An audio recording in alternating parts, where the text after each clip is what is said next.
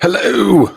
Hello. Hello. Hello. This is the BBC. This is not the BBC. This is the BBC World Service. Tech, bugs, and rock and roll.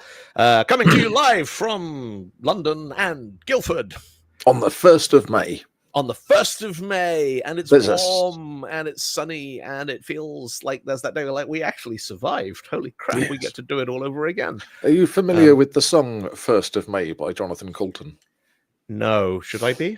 You know the chap who did the Still Alive from Portal and that sort of thing. So he does just comedy songs, which is obviously is not something that we approve of. But he has, and they are mostly original tunes and kind of just, but they're very, very nerdy, geeky things.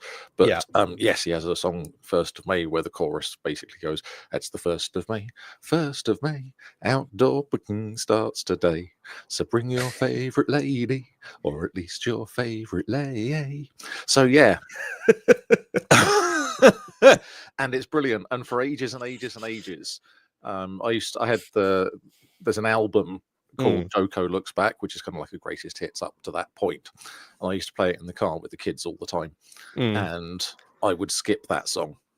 And, not because of the word, just because of not wanting to explain the concepts.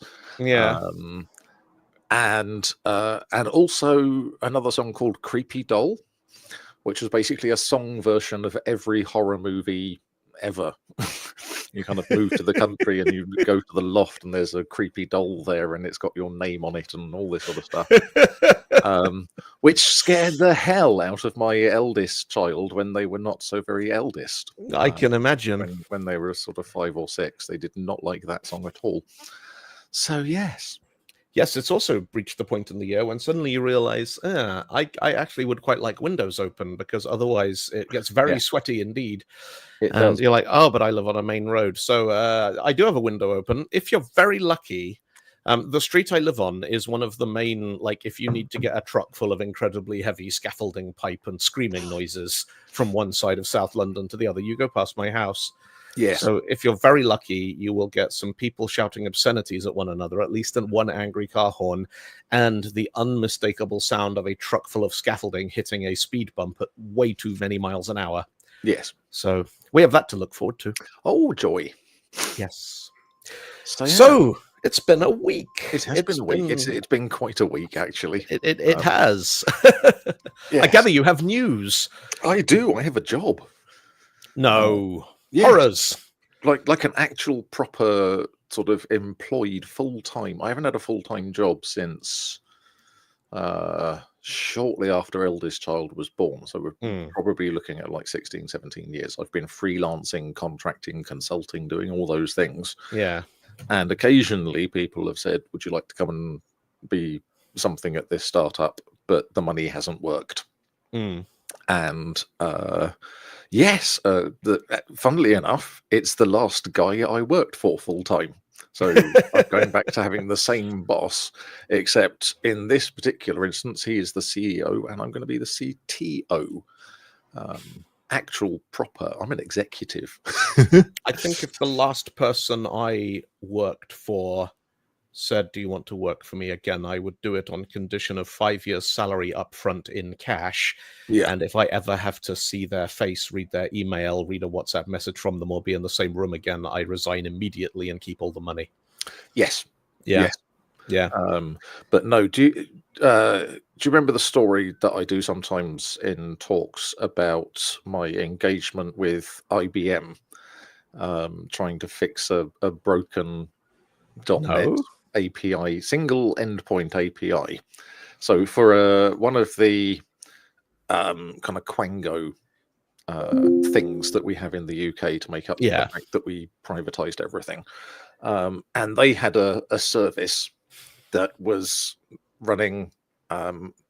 It wasn't throttled, it wasn't authenticated, it was an open TCP/IP endpoint, and it had one supported thing, and it would send you the current state of the energy grid. Is this the thing with the meeting? And yes, and they said it reboots the app, all recycles every 20 minutes what's going wrong.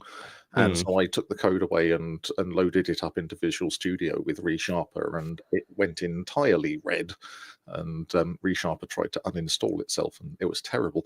But yes, and I fixed basically all the mistakes that were in there. It was in .NET 2 when the current version was .NET 4.5, so I upgraded it to .NET 4.5. It was 32-bit running on a 32-bit machine. Yeah. Like, well, what we should really do is upgrade it to 64-bit running on a 64-bit machine. And I fixed the actual error that was causing the problem, which was that they were creating brand new Oracle DB connections all over the place, and then they weren't disposing or closing them.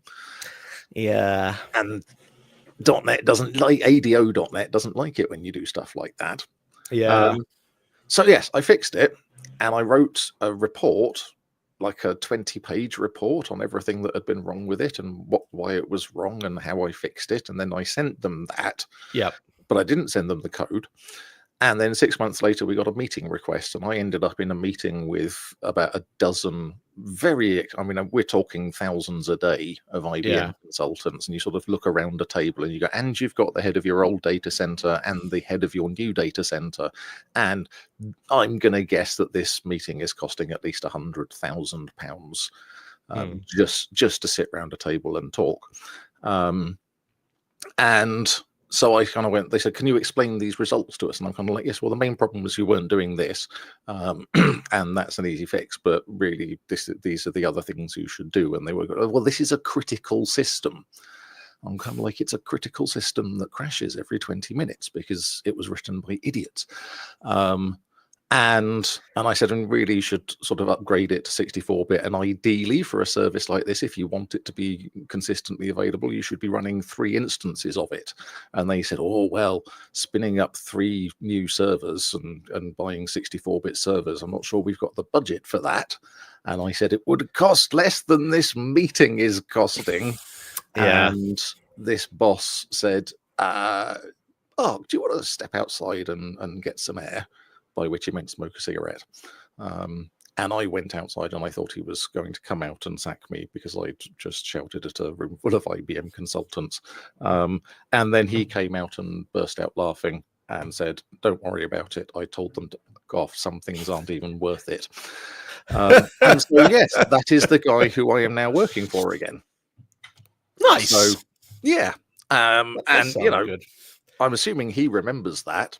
Yeah. And so if I ever do that again, he can't claim to be entirely surprised. The whole yes. budget thing is one of those, just companies have such arcane ways of trying to hide money behind other money and put money. Yes. I remember once having we had a couple of day rate contractors who were lovely people who we all got on very well with. And, day rate contractors, if they're not in the office, they don't get paid. And one of the junior devs was like, can I have a second monitor? And somebody was like, we don't really have budget for that. And I said, Ben, do you want Friday afternoon off? And he went, yeah. And I went, there you go. I just saved you the price of a monitor. Now you have money. And they're like, that's not how this works. And I'm like, well, surely how it works. There's an amount of money that this company is prepared to spend on developing this amount of software. And yeah. Yes. One of the very, very lovely things about being completely independent and self-employed is just having there's the bank account and there's the business accounts, and that comes in and that goes out, and that's how it works. Yeah. And, do you have, we don't have budget for anything, and we have budget for everything. If you want it, go out and earn the money. That's, Yes. And none of this, I need more money. Well, I could ask my boss to have a meeting, and they say that at your next quarterly appraisal, we'll maybe set out a career progression plan with some objectives and key results. And if you're very, very lucky and you fawn properly, they might deign to give you a few more scraps from the liege's table at the next. Yeah, no. Yes. Sort of done with that. See, I think I had a great idea where I am working at the moment, finishing up over the next month. Yeah. They are trying to figure out a way to incentivize people to write better performance code. Yeah. To reduce the spend on things like Azure App Services and Azure Functions and container server apps and whatever else. And they're kind of like, how can we incentivize people to do this? And I go, you offer them half the money that they save on the month that they save it in Amazon vouchers as a bonus. And so they kind of go, oh, right. So if we're running at $20,000 a month and we can get down to $10,000 a month, that's $2,000 each that we can go and spend on Amazon. Or you go a step further and you say, here are your, what do they call them? SLAs. Yes. Here are your SLA metrics. Here is, I don't know, £150,000.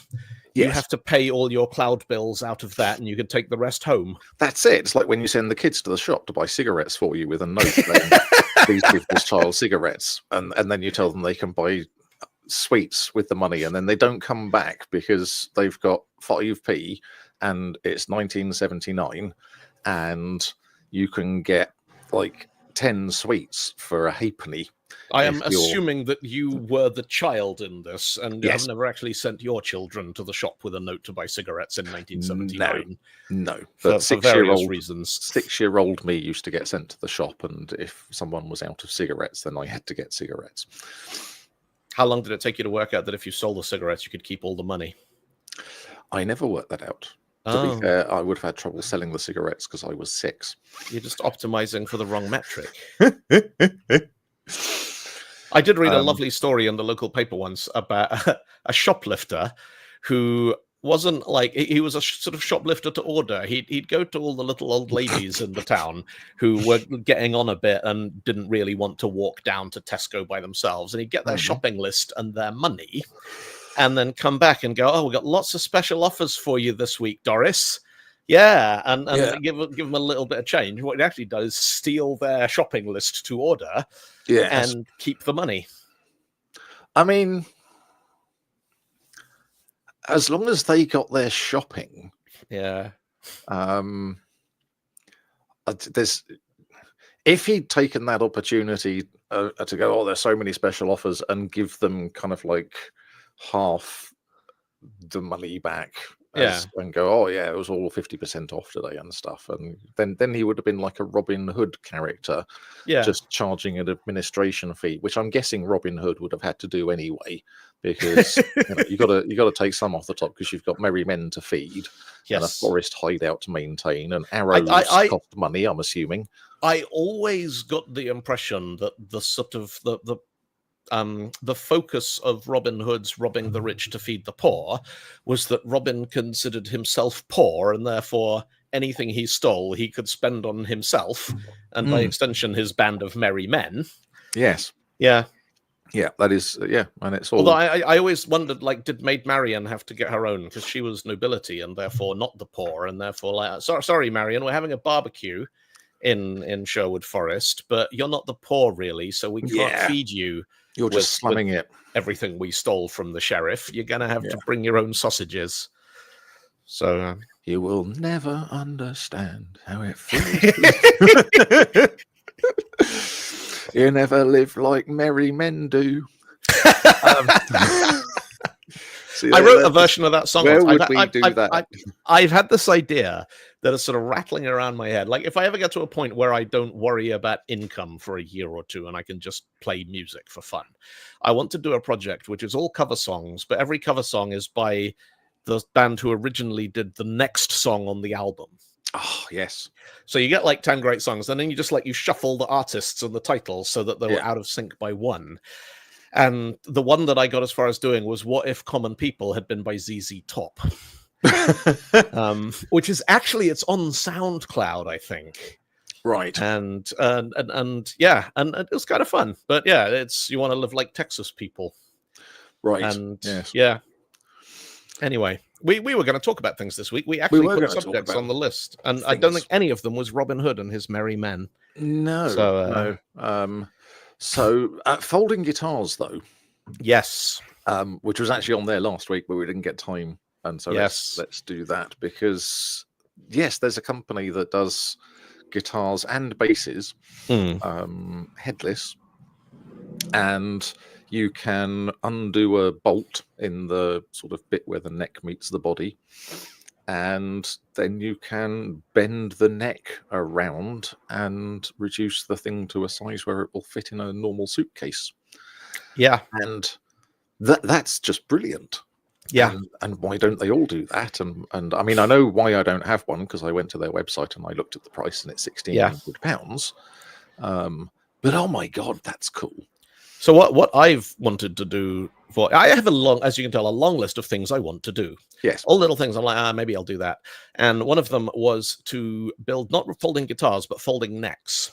So you put because I used to have a fantastic bicycle made by a Korean company called Daehon. And they had a thing called the Daehon Matrix, which was a full-size mountain bike that folded in half. And it used to be this unbelievably futuristic-looking aluminium monocoque design. So it didn't have like cylindrical tubes. It like had a single, it was a single one-piece sort of frame design with a folding latch in the middle. And then they went, that didn't work very well. So the one I have now, because the old one got stolen because bastards got stolen out of a locked 4th floor office in central London. That's what this city is like for bicycles. That is... The police turned up and went, yeah, we think what they probably did is got in the front door by watching somebody else enter the code, kicked the inside door, smashed the office door in with a fire extinguisher, took all the laptops they could find, and they probably just took your bike to get away quicker. Yeah. And I'm like, oh, well, that, I guess, yeah. I had a bicycle, and it has been in a kind of lean-to shed thing on the side of the house since we moved in, and I don't think I've ridden it. And yes, we're clearing out the lean-to thing, and so the bicycle is just leaning against the front of the house. No lock, nothing. It's been there since Sunday. Wow. Yeah, it's like if someone does steal it, I won't be that bothered because I'm just going to donate it to somebody anyway. Yeah. But yeah. It's just, you can leave stuff in your open front yard around where I live and it'll still be there the next day. You don't get away with that around where I live. Not that I've ever tried, but you know. Anyway, the Daehon had a remarkably good latch mechanism that would actually latch a mountain bike solidly enough that 100 kilos of Dylan could go bouncing up and down mountains on it without any ill effects. Which would easily take the tension of 6 guitar strings. And I'm like, that can do. So the tension on a set of guitar strings, I don't know if this is accurate because I've not actually done the maths, but I read somewhere that it's the equivalent of hanging a family car off them. Really? Yeah. Yeah, no. Like if you have a set of heavy gauge guitar strings tuned to concert pitch, the amount of tension between the neck and the bridge is like hanging a small car, like a Volkswagen or something. And I'm like, yeah, all right. So it's got to take a fair amount of heft. But yeah, I thought the idea, because the thing about folding guitars is they tend to, like, it's not just that it folds. The whole thing is quite clearly been designed as a folding guitar. Yes. And I don't want a folding guitar. I want a Fender Stratocaster with a folding neck. I've lost the place where the folding guitars came from now. It was in That's probably for the best. Line Breakers chat. Yeah. Let's see if I can find it. Nope, signal's crashed. Silly signal. Why have you died? Too many messages. Oh, obviously. No, there we go. But yeah, folding guitars is one of those lovely... There's a guy called Rick Toone, Toone, who is a luthier who has... I don't know if he still does it, but he used to post all of his guitar builds. And he had some of the most innovative instruments. He machined all of his own parts. So he built his own tuners and his own bridges and all these kinds of things. Absolutely just wonderful, wonderful instruments. Yeah. And I kept thinking he's the kind of guy like, Rick... You reckon you can make a guitar that folds in half? And he'd come back like a month later with a bill for about $10,000 and a guitar that worked flawlessly, and then you just folded it in half and could like put it in a rucksack. Yes.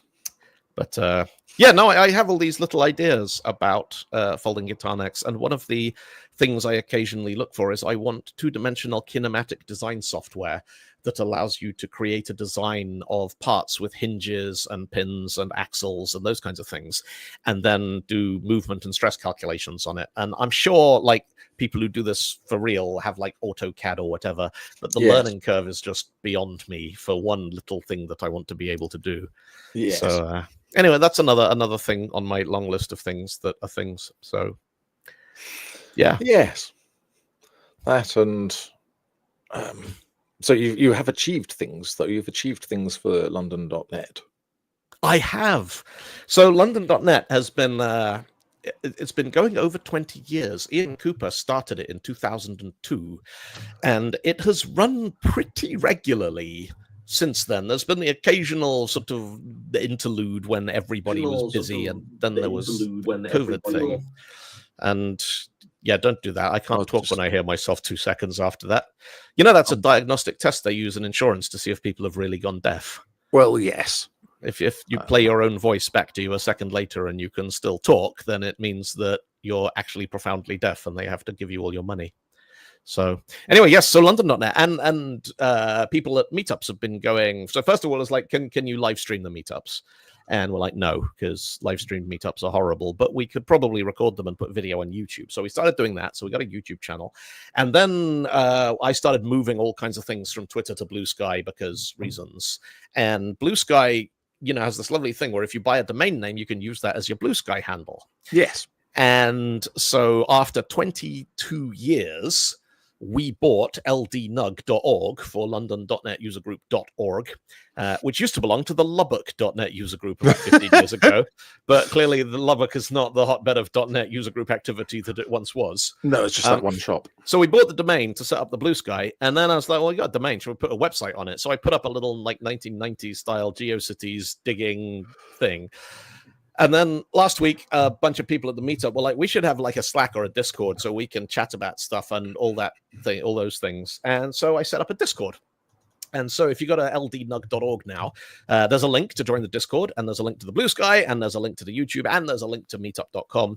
And there's a code of conduct. And there is a code of conduct, because I thought if we remarkably, and this is maybe me just being pig-headed and ignorant and not noticing that it had happened, but I am not aware of any behavior that would constitute a code of conduct violation at any of our meetups in the last 20-odd years, which is quite, you know, a testament to the lovely people who come along and make each other feel friendly and welcome. But I thought if you're doing it on Discord, then the greater internet fuckward theory kicks in, which is that people can hide behind a fake name. So I thought we need a code of conduct so that if anyone is being unpleasant, we can go, you broke this rule in this document, get out, and just, you know, link it from the Discord. And benevolent dictatorship. And no, don't take me there. There's a lovely note in, I think it was GitHub's sort of code of conduct or acceptable use policy, which says that disputes will always be resolved in favor of the community. Yes. Which is just them going, no, we don't care how right you think you are. If what you're doing, in our opinion, makes this a less welcoming place to collaborate, you're out there in. Yeah. Job done. Which seems like a reasonable approach. Yeah, we have a Discord, and it's kind of cool. And it's at some point I pinged all the people who've been active in 6 months on Meetup and said, hey, we got a Discord. And you do realize, this is something that I sort of come back to a lot, but you realize how massively inflated so many numbers are on the internet. Because you think, oh, well, there's 4,000 people on the Meetup group. So if I ping all the active ones, the link to the Discord, we'll probably get like 100 people. And you actually get 6. And you're like, all right. And you realize 4,000 people in a Meetup group. Well, 2,000 of them are bots and 1,000 of them are probably dead. And yeah, all right. We work with what's left. Yes. Sorry, I'm just fiddling with my Twitch at the same time as there's a particular look, which obviously you can't see if you're listening to the audio podcast, but there's a thing that programmers are able to do, which is to split it's like their body language is fighting with their face. Yes. Because on the one hand, like the shoulders are trying very hard to lean in the direction of the conversation they're supposed to be paying attention to, but the eyes and the brain are clearly pointing somewhere else. And I don't know if you've ever witnessed the phenomenon at the end of a working day in an office when everyone is like, come on, we're going to the pub, and one person's like, hang on, and their legs start going to the pub while their fingers are still typing. And they sort of get to the weird thing where they've got their bag and coat on and they're stood up and they're clearly on their way out, but their fingers and their brain are very much still in the zone and not going anywhere anytime soon until someone sort of physically has to forcibly remove them. And then they're like, oh, yeah, sorry, I was just doing a thing. And it's like, you were deploying to production on a Friday, weren't you? YOLO. Yes. Yeah. So I am... interested in why you have posted a 14-page paper about an API for real numbers. Is this something to do with floating point? This is amazing. So this popped up on a I can't even remember what I was looking at, but somebody asked a question. So the Android calculator, yes, you can do things like 2 to the power of 10,000 minus 1 minus 2 to the power of 10,000, and it gets it right. Okay. And this is dealing with numbers so transcendentally huge that, you know, even big integer libraries are like, no, you can't do that kind of thing. Yeah. And I sort of went down this rabbit hole, and basically the iPhone, the iOS calculator is just like, yeah, we'll round it down to as many digits as on your screen. And if that doesn't work, then we'll say 0 or we'll say error. Yes. But the Android calculator was written by Hans Boehm, who invented the Boehm garbage collector.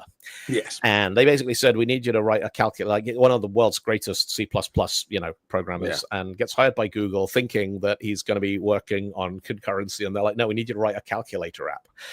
And so it's like, well, how do you build a calculator? And came up with this astonishing... Every number in the Google Calculator app it's not a number, it's a function. No. And the function wraps a rational number. So the number itself is expressed as a fraction raised to a power. Yeah.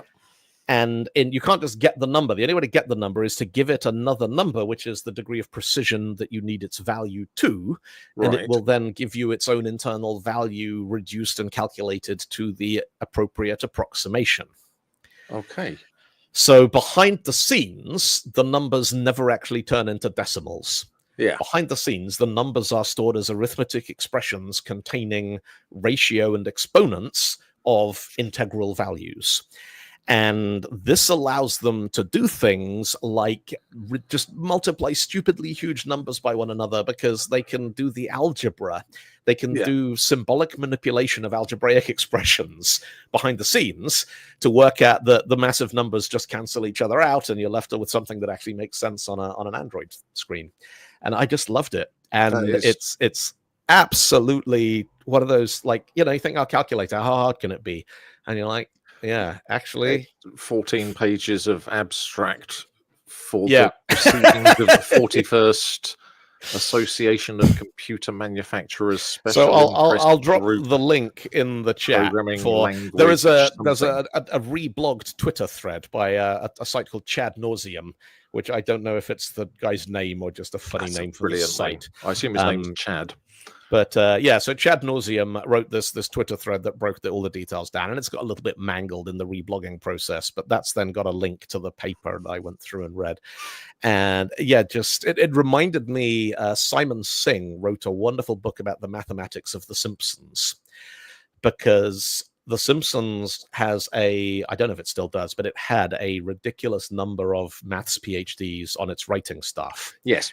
And in an episode of The Simpsons, there is an equation scribbled on the chalkboard in Bart's classroom that if you do it on a pocket calculator you have in your house, it looks like you've solved Fermat's last theorem.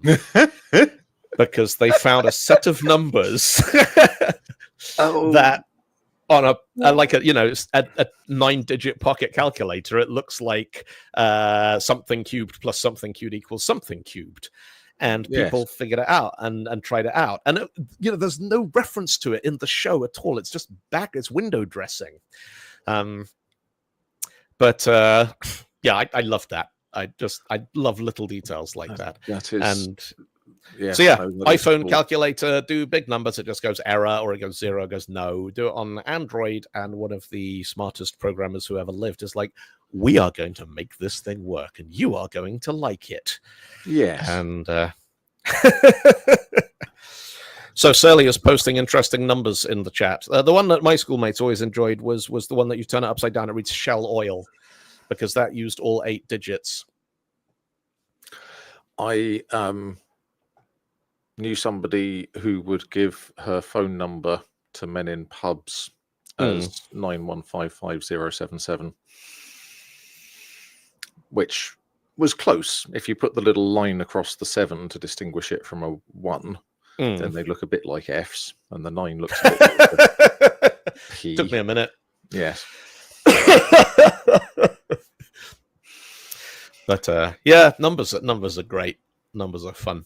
Yeah. Let's talk about potatoes, because I discovered another. Now, this is a lovely news story that I discovered this week. This is fantastic. We have a group chat with a whole bunch of folks who speak at conferences and things that sort of gained critical mass at Build Stuff in Lithuania last year, where we went for a traditional Lithuanian dinner, a whole group of us, and it was very nice, but it involved a lot of potato, including something called the Lithuanian potato sausage, which is a pig's intestine full of potato. I'm not kidding. It's actually a thing that they have. Yes. It was quite potatoy, and so potato just became a running joke, theme of the group chat. Yes. And it's also the full motto of people. Of the group is now committite ad patat. Yes, commit to the potato. Yeah. And so the recurring themes of the chat are travel, because we all get around a lot, and internet and Wi-Fi and technology and all that kind of stuff, and potatoes. And I discovered that when Boeing was rolling out in-flight passenger Wi-Fi, they needed to test the signal. What's the thing that you do to a signal? Like the way it sort of behaves going through people and around people, there's a word for it which has skipped out of my brain. Signal absorption, signal whatever. Yeah. That word is going to bother me until it comes back. Attenuation. Attenuation. There you go. To discover, to analyze signal attenuation by passengers sitting in the chairs on an aeroplane, which meant they basically needed a bunch of people to sit on an aeroplane for a week and not move, so they could do all their readings and experiments. And they're like, well, people aren't going to do that. What's about as sort of organic as a person? A sack of potatoes. Yes. And so they got like 500 sacks of spuds and put one in every chair on a decommissioned Boeing 767 or something, and then just did all these studies about how Wi-Fi would bounce around the inside of the cabin, and where were the dead spots, and where did they need to put the repeaters and the antenna. And I'm like, it's a story about wireless internet on aeroplanes using potatoes. It's perfect. It's lovely. It is and great. It's just this wonderful kind of coincidence of things. So it's one of those things where you sort of, at some point during the process, did somebody suggest pigs? Because they get used for human substitute things. They quite a lot. do. Although I think putting 500 of them on an aeroplane and asking them if they're enjoying the Wi-Fi might just end in all sorts of chaos. Alive pigs. Right, yes. No, that would... I see where you were going with this now. Yes, no, unalived pigs. Actually, there's another fun potato story. This is going back a long time. This is when I was an undergraduate, so 1997, 98. The computer science department had a sort of creative collective of postgrads and lab techs and hacker types, in the old school sense of the word. And they claimed to have a web server that ran on potatoes. And they got a very low-powered, prototyping board and linked it up to 12 potatoes with like a copper and a zinc electrode in each one, and sent some pictures of it round, and got on BBC News for, university department runs web server on 12 potatoes. Yes. And they had a link to the web server. And so they got on the BBC News with the potato-powered web server. And then they got on Slashdot and I think Ars Technica or, one of those kind of sites by saying, haha, we conned the BBC. It doesn't really run on potatoes. It's using a mains power supply.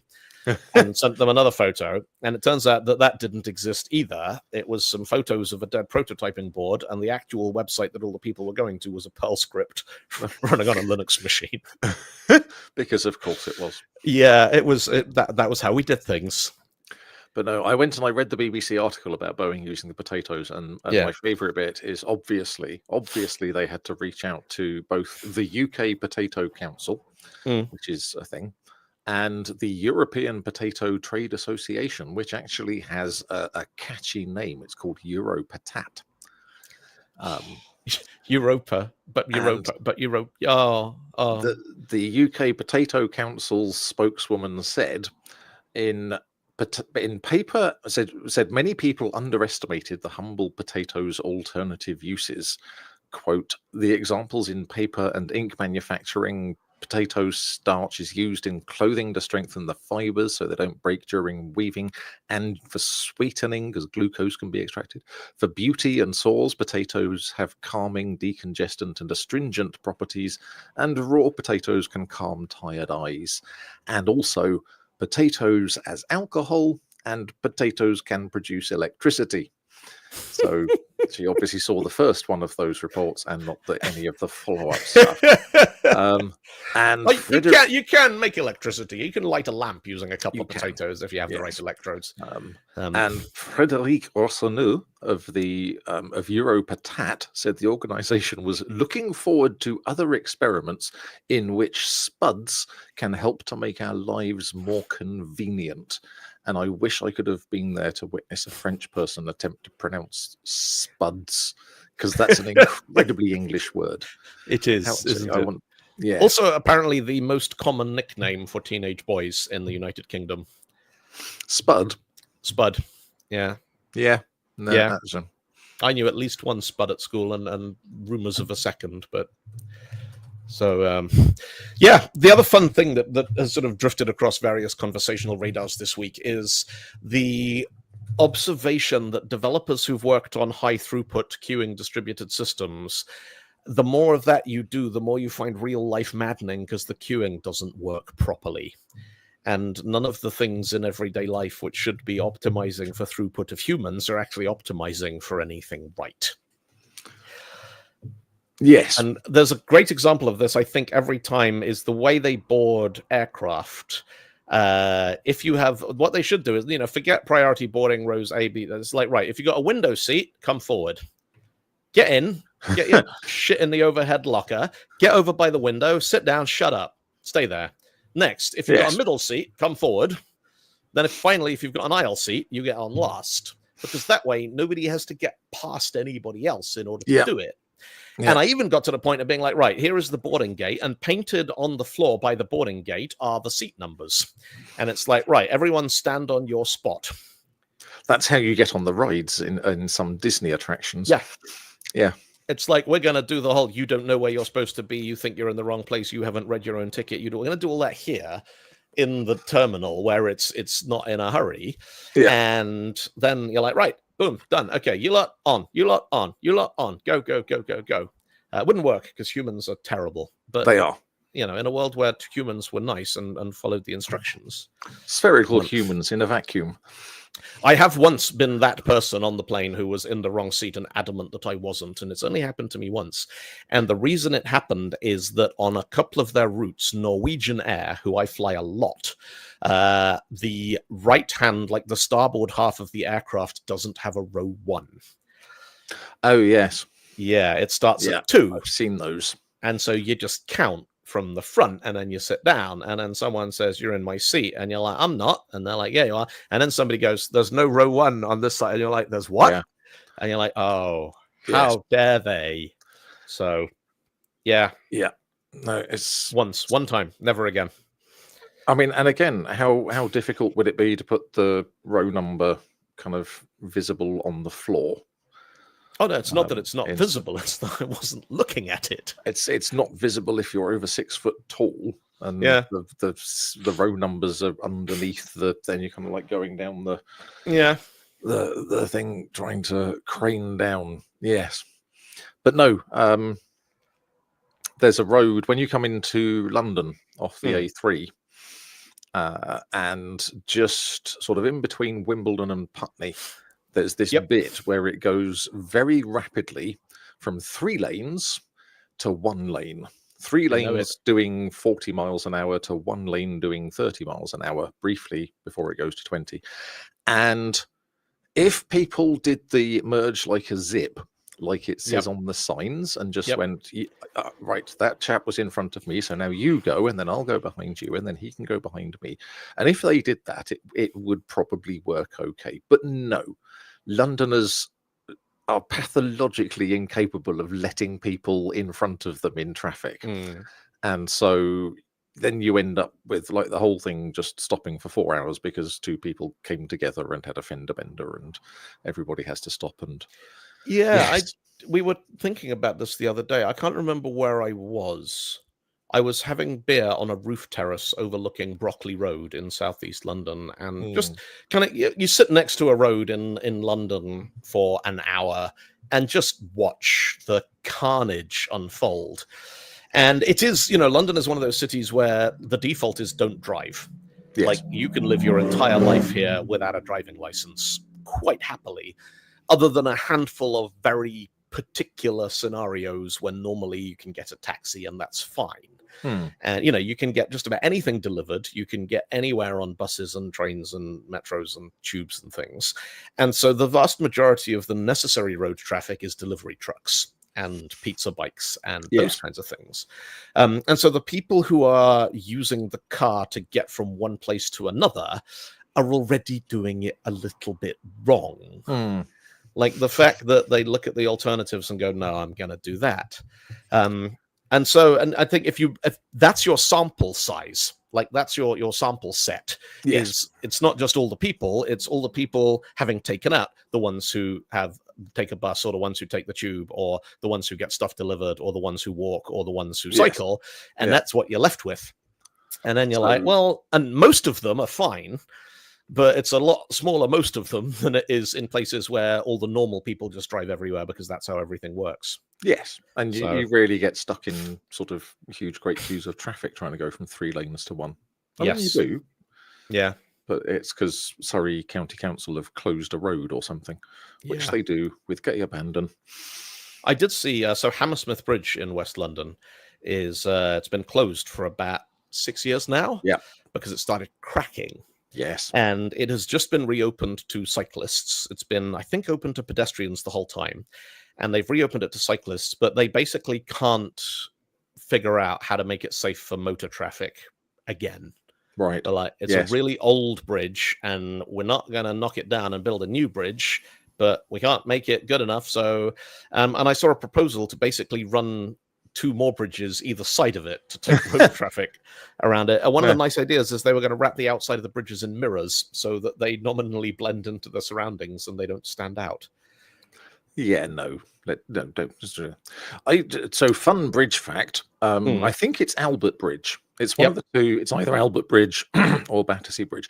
And occasionally you will get a troop of soldiers who will have to march across this bridge for some reason. And when they are on the bridge, they have to break step. Yes, because otherwise they're marching at the resonant frequency of the bridge, and it causes it to do things that rather bridges didn't do, really, like change shape.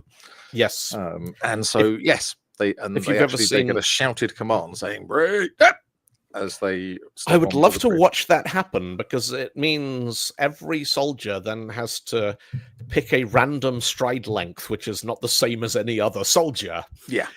Which must be harder than you think. So Surly has just but also still try and stay in formation. The exact thing I was going to say next. The Millennium Bridge was much worse. No, the Millennium Bridge was fascinating because I worked for a couple of years as IT support help desk in at Arup, which was the engineering company that did all the calculations for the Millennium Bridge and is one of the world's preeminent bridge calculation specialists. And there's a phenomenon that you'll notice in the world of civil and structural engineering, which is that the architects take all the credit and the engineers take all the blame. So Norman Foster goes, I've designed the world's most beautiful bridge and it's amazing and you will fall at my feet and worship me as a god who walks among men. And they go, the bridge is wobbly. And he goes, Arup, it's an Arup bridge. Arup built the bridge with nothing to do with me. They did it. And this is true. But yeah, what happened, and one of the engineers on it, I think actually published, got a PhD out of it, is nobody had ever realized before that if civilians are walking on a bridge that begins to sway, the civilians will march in step. Because they will subconsciously alter the cadence of their walking to match the swing of the bridge. And nobody had ever, because they'd never built because, you know, one of the ways that they made that bridge kind of so strikingly slim and slender is that it is flexible. It's designed to you know, have a little bit of elasticity in it. And and exactly as Marie says, it only takes a couple of people to get the bridge to start oscillating. And once it does, all the people who get onto the bridge start marching in step and it starts to wobble. And so they put very, very big shock absorbers on some of the bridge stays and it stopped wobbling. And Norman Foster went, yes, my bridge. See, my bridge that I designed and I made all by myself. Aren't I magnificent? So no, because it's one of those things where you think it seems ridiculous that people who don't weigh very much, but the cumulative effect, and you can sit on a swing stationary and get yourself sort of to really quite dangerous heights on that, so just by moving your legs backwards and forwards, and it's the same basic thing. It's you just shifting your weight, and a lot of people doing that at the same time, and you can move the world. It's like getting the whole of China to jump, and it would apparently not do anything. It wouldn't. Although there was the Randall Munro, the ex-KCD guy, did a what if about what would happen if the whole population of the world all gathered in the same place and jumped at the same time. And he actually, there was a great analysis. He's like, let's say we got all 8.5 billion people in Rhode Island standing shoulder to shoulder. They all jumped. Nothing happened. Now you've got 8.5 billion people on Rhode Island. Like the ones in the middle will literally starve to death just from the sheer logistics of moving the ones at the outside out of the way enough to start getting drinking water and stuff to the people in the middle. And yeah, I love it when he does that. He's like, you asked me a really simple question to which the answer is no, but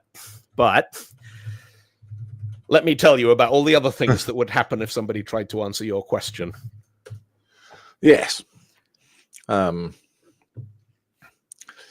So hold on just a second while I check this.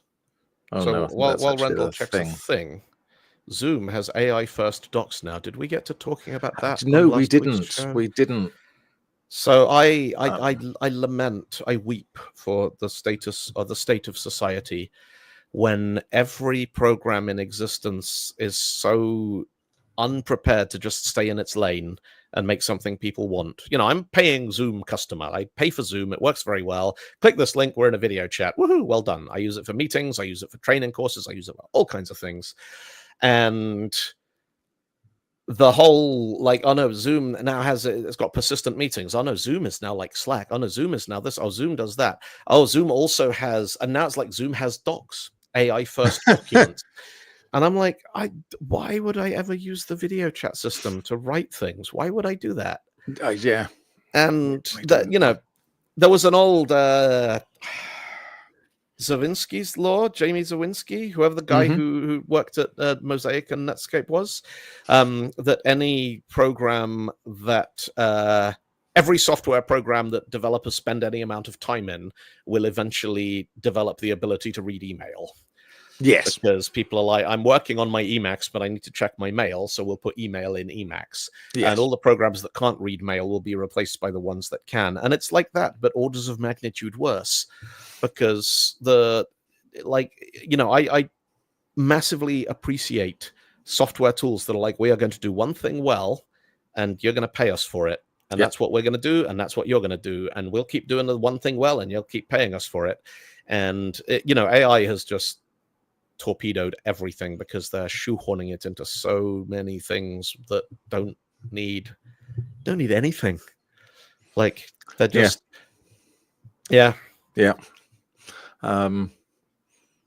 No, there was a similar quote about a sufficiently complicated piece of software will end up containing a partial and broken implementation of Lisp. Yes. And there you go. Hello, Emacs. Welcome to the party. Stephen says, I'm wondering how you design a cadence for the troops that would fix the resonance problem, since walk randomly is not exactly reliable for people used to marching in sync. Randomness is to march in time to a tune in their head. Yeah. And they all choose a different tune with a different BPM, and they all start at different times. And then they're just walking. So, you know, some of them are doing like Staying Alive, and some of them are doing Would You Like to Swing on a Star? Hudson Hawk reference there for anyone who remembers that movie. Yes. Yeah, it was terrible. I liked it.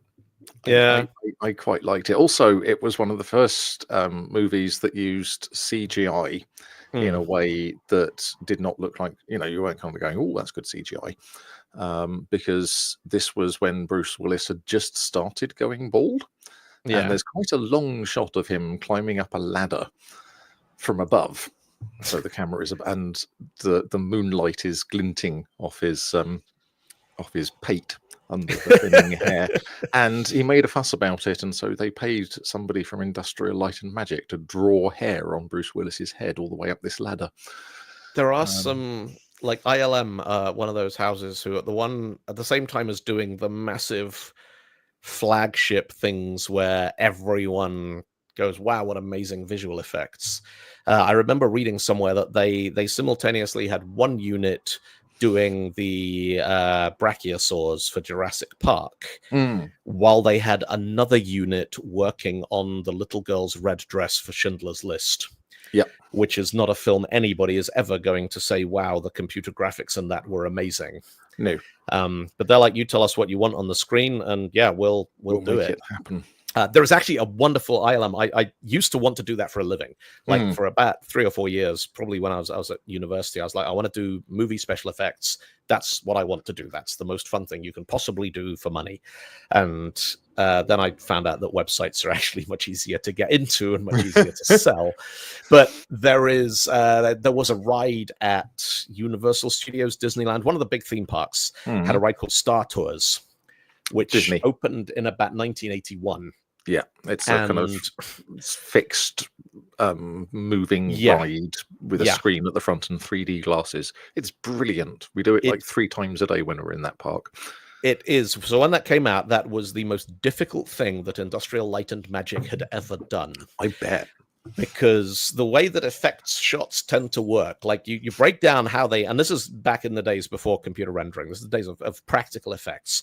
So you've got models, you've got matte paintings, you've got puppets, you've got costumes, you've got all of these incredibly sophisticated things. One of the things they developed at ILM was a computer-controlled mechanism for moving the camera, because a lot of the models they had were too fragile to do the sort of movements for, like, you know, the X-Wings fighting TIE fighters and that kind of thing. So they would put the model against a blue screen, and then they would move the camera around it, and then they would repeat the same camera motion with, like, the star field to get everything to line up and then composite it back together. And the thing with that is they could get maybe 2 or 3 seconds of usable footage before they ran out of blue screen or they needed to do a jump cut or something, which is fine. Because the action sequence in a Hollywood movie does not have long, stable tracking shots. And Star Tours, you know, Lucasfilm go to them and they're like, we want 4 minutes straight through the front of an X-Wing. Battle of Yavin, trench run, blow up the Death Star. Yes. And they're like, no, you can't have that. And they're like, yes, we need that. Yes. And they're like, how are we going to do a 4.5 minute continuous effects shot? And they sort of, the thing they came up with was about every 20 or 30 seconds, something would explode right in front of the screen. And the explosion would give them the cut. Yes. And they're like, we've got 20 seconds from the screen is full of exploding. So it's basically a white flash to the next white flash would be a 20, 30-second interval. And I mean, they built the whole thing up that way. Hyperspace comes in incredibly handy when you need to do that. Yeah. As does smashing into a bank of snow on Hoth, which will just throw white up. Yes. So, there's a lot of places where you can spot that. And that idea they stole from Hitchcock, because Alfred Hitchcock had this lovely thing. He claims that he was getting bored of just making movies because the challenge was gone. It was too easy. And so he started making movies that had been like his friends would bet him that he couldn't make a movie in one room. And so he made Rear Window. Yeah. And then they went, okay, well done, smartass. I bet you can't make a film in one take. And he made a movie called Rope. Yes. And Rope it's actually 7 takes. It's 7 shots. And for that one, when the camera pans behind somebody wearing a black suit jacket, there's one frame where all you can see is black suit jacket. Yeah. And that's the cut. And it's a great movie. It really is. It's the suspense in it is just getting, I think that whatever the editing software is that like movie people use for sort of big expensive movies that have been filmed on 8K red cameras and all that sort of thing. Probably Avid.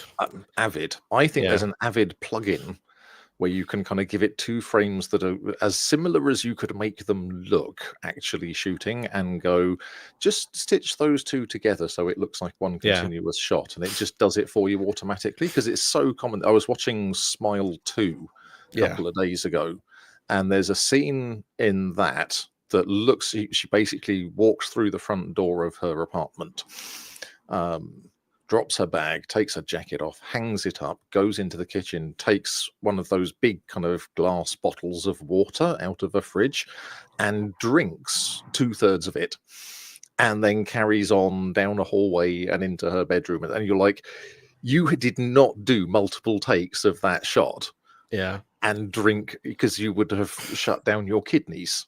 There is like the 4th or 5th take.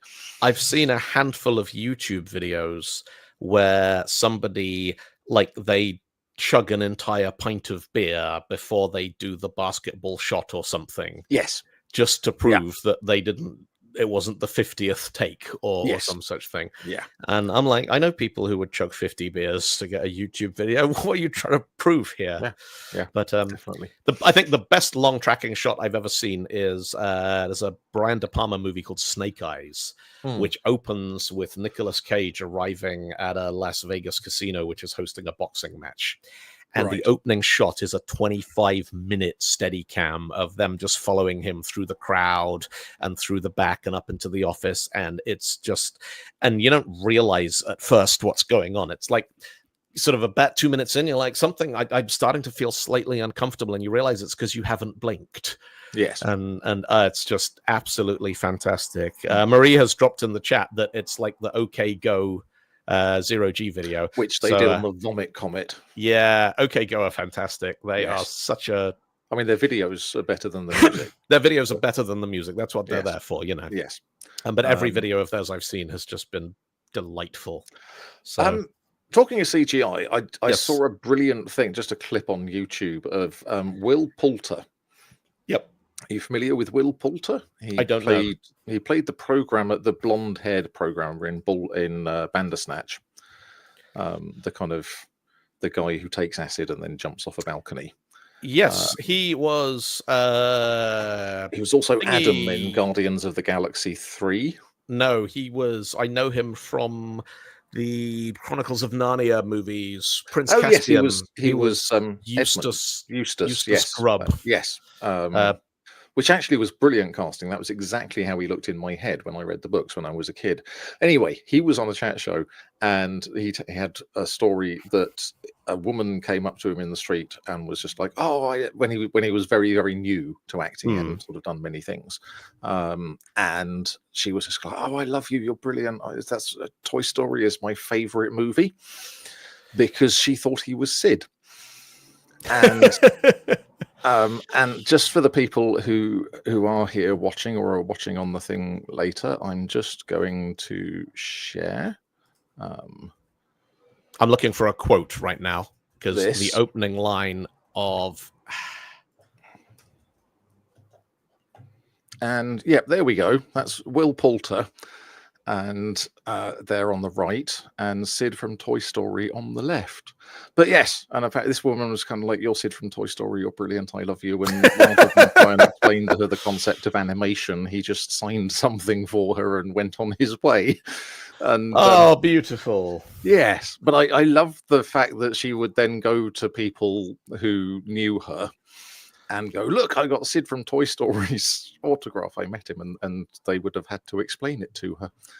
It's the opening line of The Voyage of the Dawn Treader. There was a boy named Eustace Clarence Scrubb, and he almost deserved it. Yes. Oh, wow. Yes, the sort of Christian allegory indoctrination books of my youth. So Surly's posted a link to OK Go on treadmills. My favorite fact about that is that no one would rent them treadmills because you can't rent treadmills. So they bought all the treadmills and used them in a video and then sold them to local people and gyms and things. That's quite cool. Which is kind of cool. And yes. And on that note, we're out of time. Is all we have time for. Thank you so much for tuning in, gang. We are going to be...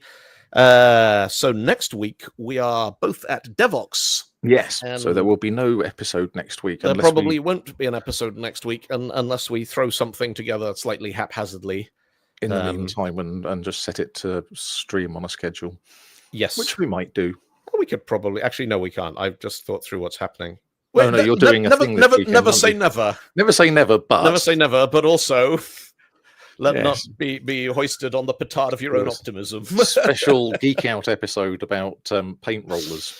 Yes. Yes. But no, next Thursday we are going to be at Devoxx. And I had a question for you about that. Oh, yes. Do you want to put Mac Life in the set list? Yeah, why not? And because you can't play Bass and Talk at the same time was the reason why not last time. Yes, but you can play the bass. Yes. Or you can, but no, just stick the bass. Okay, so you'll do vocal on that one. Cool. All right. I'll do coda as well because I've been practicing the singing. So marvelous. See if we can get away with that. And that really is all we have time. If you're going to be at Devoxx next week, or so we're at London.net in I'm at London.net at Redis in London on Tuesday evening with Guy Royce, who is going to be talking about vector databases, and Yulia Samoilova is going to be talking about. I need to look this up because I keep remembering it and then forgetting about it. I think it is something to do with distributed systems and that kind of thing. Mm-hmm. It is. The tension is APM and observability. Yes, logs, metrics, and traces, and distributed tracing, and all that kind of stuff. So that's Tuesday night at London Bridge. It's up on meetup.com or go to ldnug.org. I'm going to put that in here because I can. Yes, and you can register for the meetup. And that's not right. That's ldnug.ergo. ldnug.org. There we go. Yeah, that's the right link. And if you want to join the London.net Discord and hang out, and it's basically anything goes as long as it's vaguely related to London or .net. So, or technology and that kind of thing. It's not every .net programmer in the world because there's already one of those groups, and I quit it because I can't keep up with 50,000 people. That is a mad Discord. Yeah, I am rapidly thinking Dunbar's number actually is a pretty good sort of thing to aspire to in both senses of the word. Yes. Well, we've had Facebook for 20 years now, and Dunbar's number is still holding. Yeah. As far as I can tell. So, yes. And then we're at Devoxx. And if you're at Devoxx, come and say hello. Yeah. And we could probably record an episode live from Devoxx, actually. We probably could. Yeah. Yes, which days are you there? I think I'm there on Wednesday and Thursday. All right, I'll bring all the gear up on Wednesday, and we can probably record something because Thursday we're going to be sound checking. Yes. Cool. Anyway, all right then. Yeah. All right. Fantastic. I'll see you tuning in, folks. Not next. Well, I'll see you next week, but I won't see you the other lot next week. But see you the week after. Bye.